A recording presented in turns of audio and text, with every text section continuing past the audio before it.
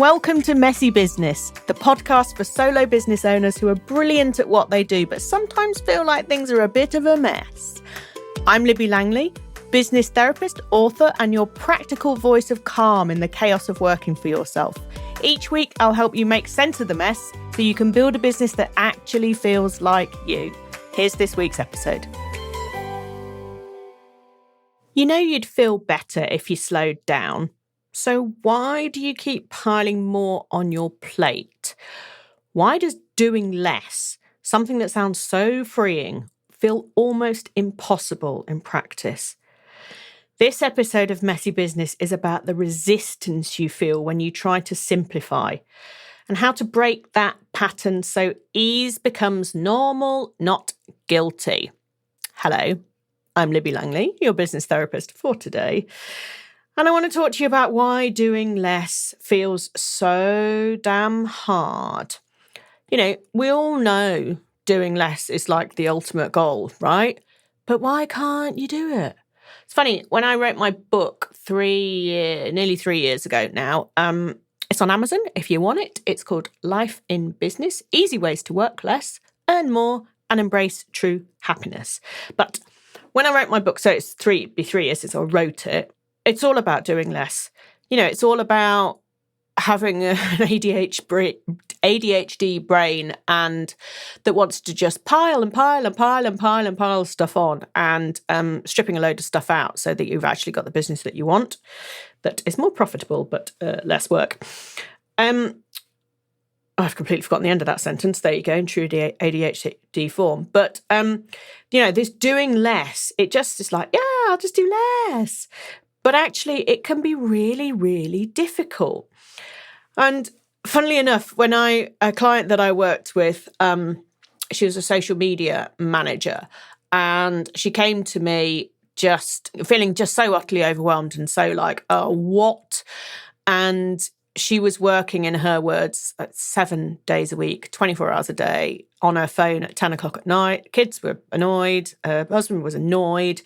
And she wanted to work school hours, Monday to Wednesday, which she's like, well, that's not going to happen from 24/7. And it did. We worked together for 3 months or so on this. And, that was the net result. And what was interesting was that what she said at the end of it was, I now have so much free time, I almost don't know what to do with it. And I wonder if this is kind of the doing less is actually quite frightening.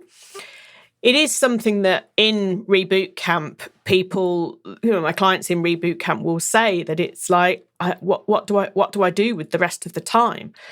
And we talk about how actually you can schedule in fun, which just sounds so awful, doesn't it? But, it's like if you want to go for a run at lunchtime, put it in your diary so that it's like a meeting with yourself. And that actually can be one way to break this kind of, I'm just sitting around doing nothing time, the guilt of free time kind of thing. And actually, the more you do something like that, the more you get used to it. And this is about kind of overcoming the resistance that you feel when you try to simplify or when you try and add in free time and how to break that pattern and that habit. I have to say, it's not something that I really struggle with. I'm really good at just sitting around doing nothing. I think because, with ADHD, it's hyperactivity, right? And for me, it's not very often the kind of leaping around side of hyperactivity. Unless I'm in a supermarket, I don't know. We were in Sainsbury's yesterday and I did it, do pirouettes up the aisle. And I don't know, sometimes that happens. Supermarkets is, I don't know, it's like a happy place for me. But for me, it's my brain. My hyperactivity is my brain. And I'm sitting there looking like I'm doing nothing, or I'm lying in bed looking like I'm doing nothing. And my God, inside, it's absolute chaos, right? So finding ways to stop that, as well as the literal doing more thing is really, really important. And you might be the same.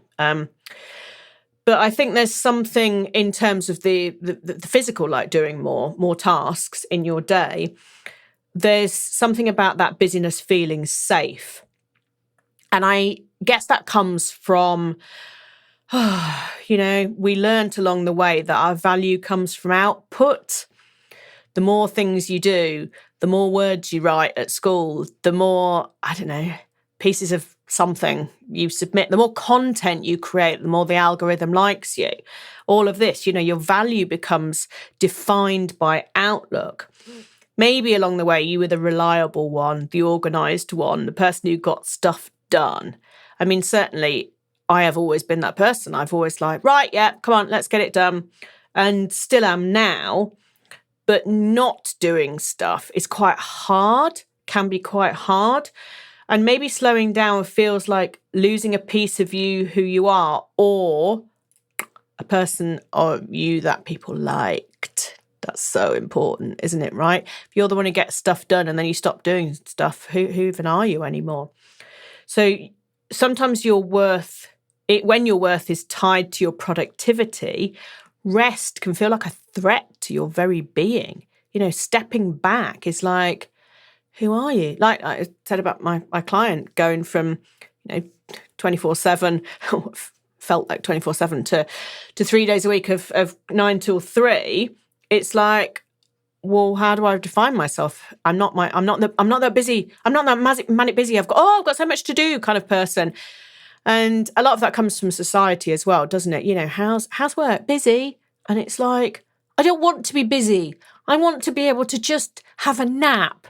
I want to be able to watch maths during the day. I want to be able to go for a walk. I want to be able to go swimming. I want to be able to, ride my horse, whatever the hell it is that you want to do, right? That's literally the point of you starting the business, was to have the time to do this stuff. Oh gosh, I remember when I first started the business, and one of the things that, I don't know why this was, but one of the things that I talked about with my parents was that starting my business would allow me to be able to spend more time with them. I don't know why that mattered, but it did at the time.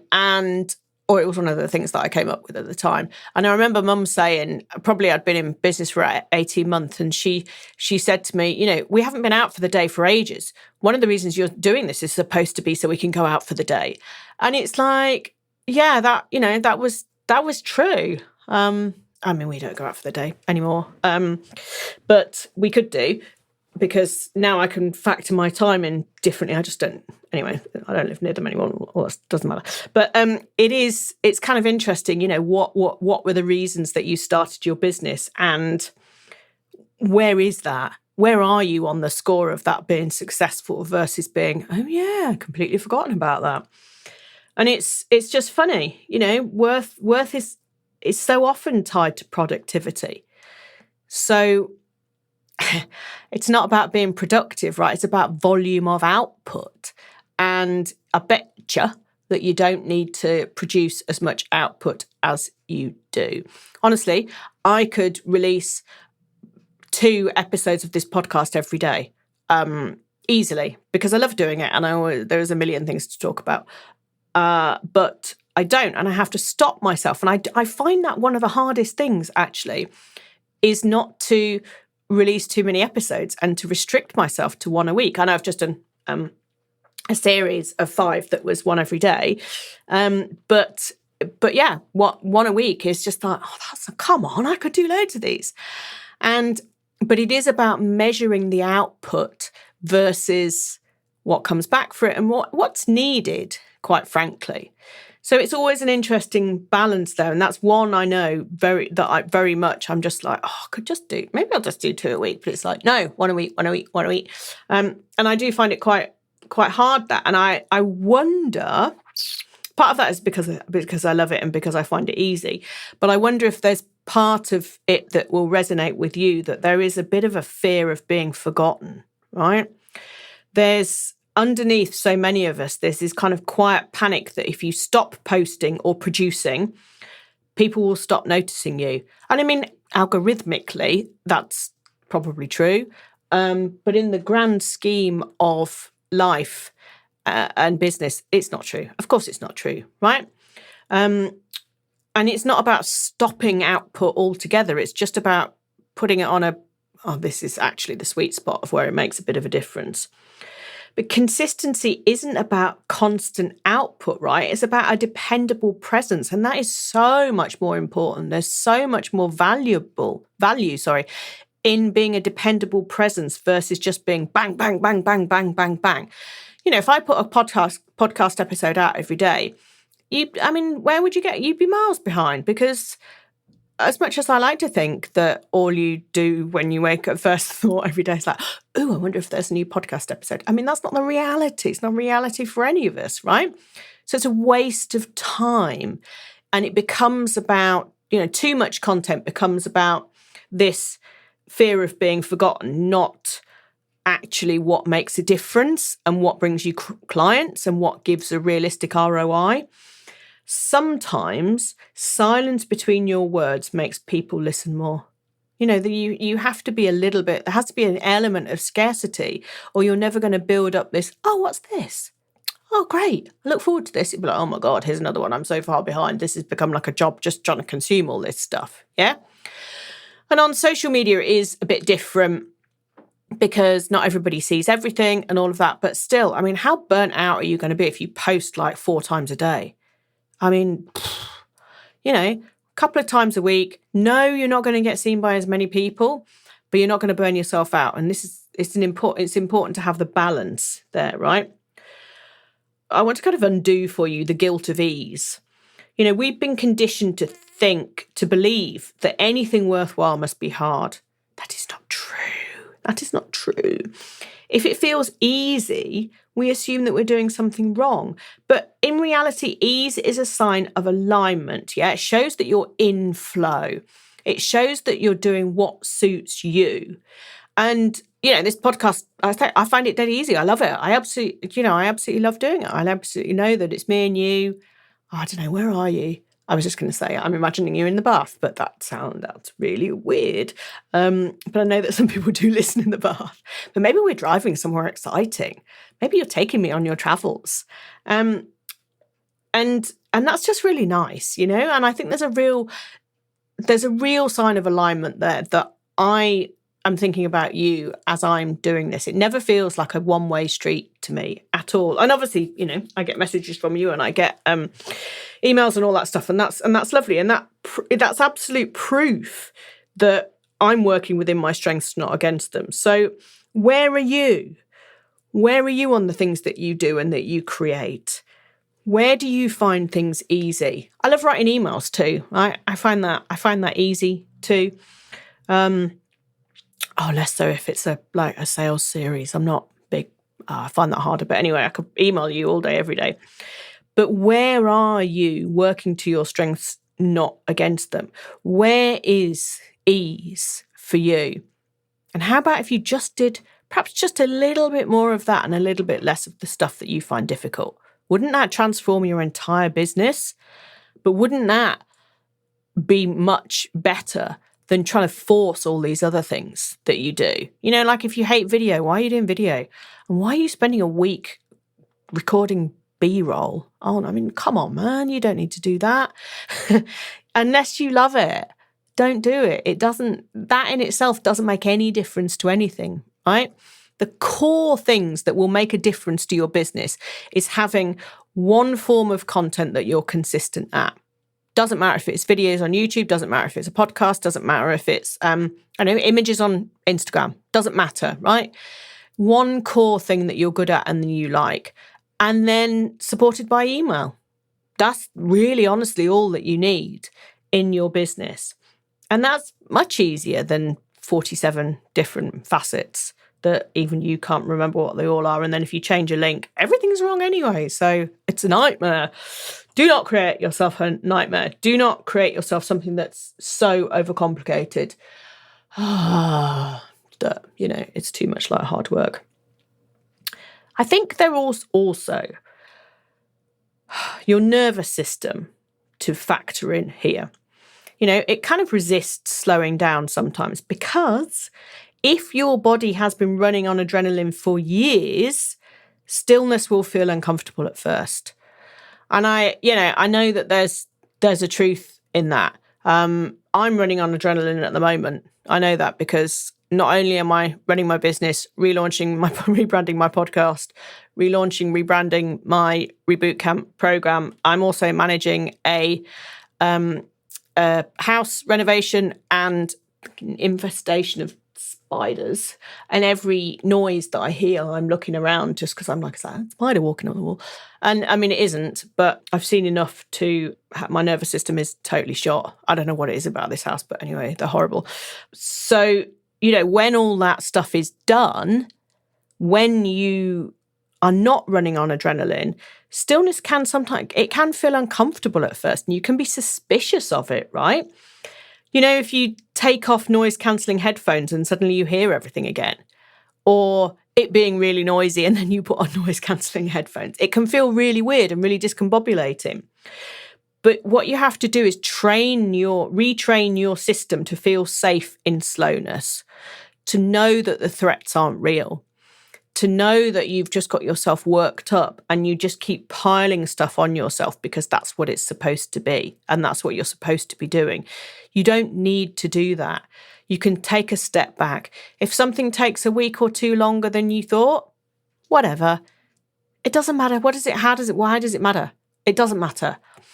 These self-imposed deadlines are, based on nothing, really, because unless it's heart surgery, there's probably not really any chance that anything is going to go hugely wrong if you push it back for a week. Yeah, you might be slightly disappointed, but you also won't die in the process. So I think that is a better option. Do you not? That's certainly that was what I would say there. And it's interesting, it's funny, I said to my husband earlier, he phoned me at lunchtime, and he's like, how you doing? We have a little lunchtime chat every day because he's a good husband like that. How you doing? And I'm like, right, okay, so at the moment, I don't know where any of the food is because yesterday we dismantled the kitchen and it's all in big piles. Everything's in big piles, ready for the builders to start tomorrow. And I'm like, I don't know where anything is. I don't know how to get anything to eat.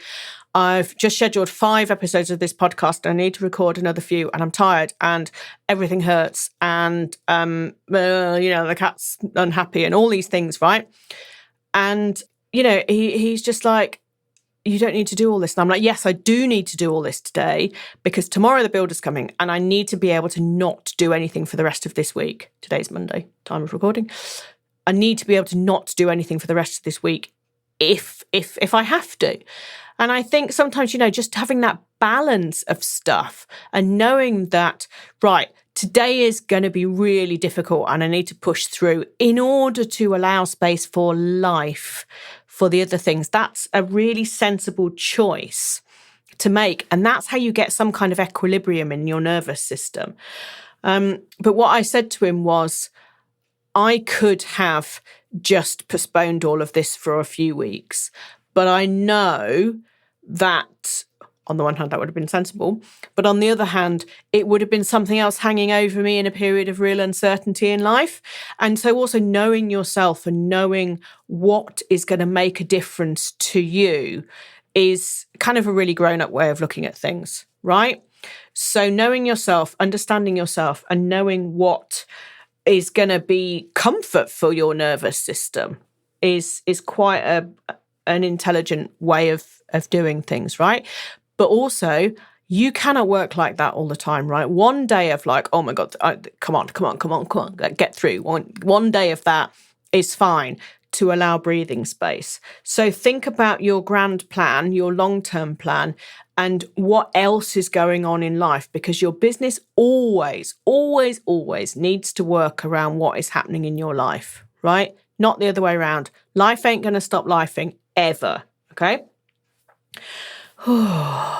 Sometimes it's good to just breathe, right? I remember saying years ago, I was at a book club that I used to go to before we relocated, and I just sat there and I just went, and one of the other people there said, everything all right? And I said, yeah, I was just doing a personal regroup. And that's an expression that's kind of stuck. It's just like, when you just, right, let's regroup, but you do it yourself. You're just like, I'm just having a moment to just bring myself back together and relax, Yeah.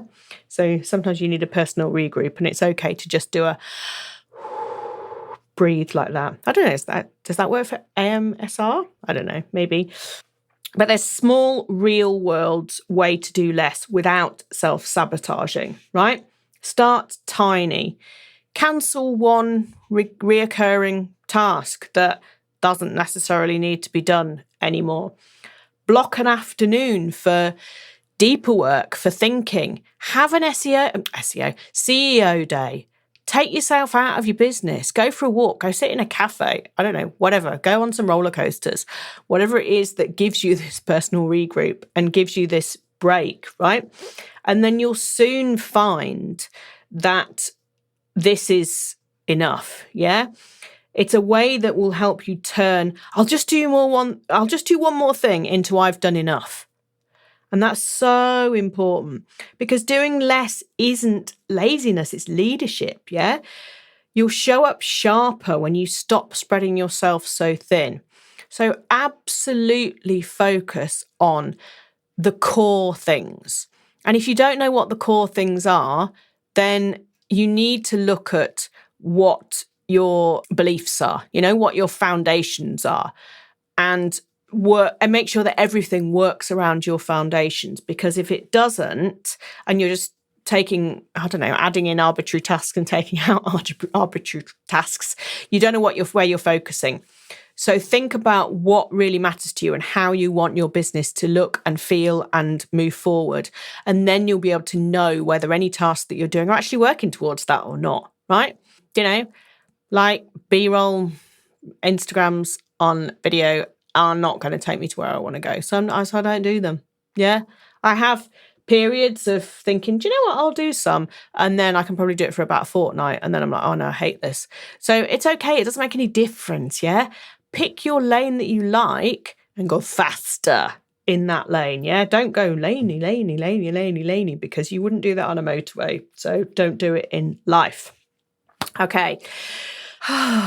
What I've helped you with today is thinking about why doing less feels so damn hard, and to give you some resilience and some strategies and a bit of a pep talk about how you feel, why you feel resistance when you try to simplify, and how to break that pattern so that ease becomes normal, not guilty, right? I don't want any guilt in your life. You do not need that. So good. Let me know on Instagram @LibbyLangley. Send me a message or send me an email and just tell me what's come up for you this week and what you might want to talk through with me at a future date. We can always work together. You know that.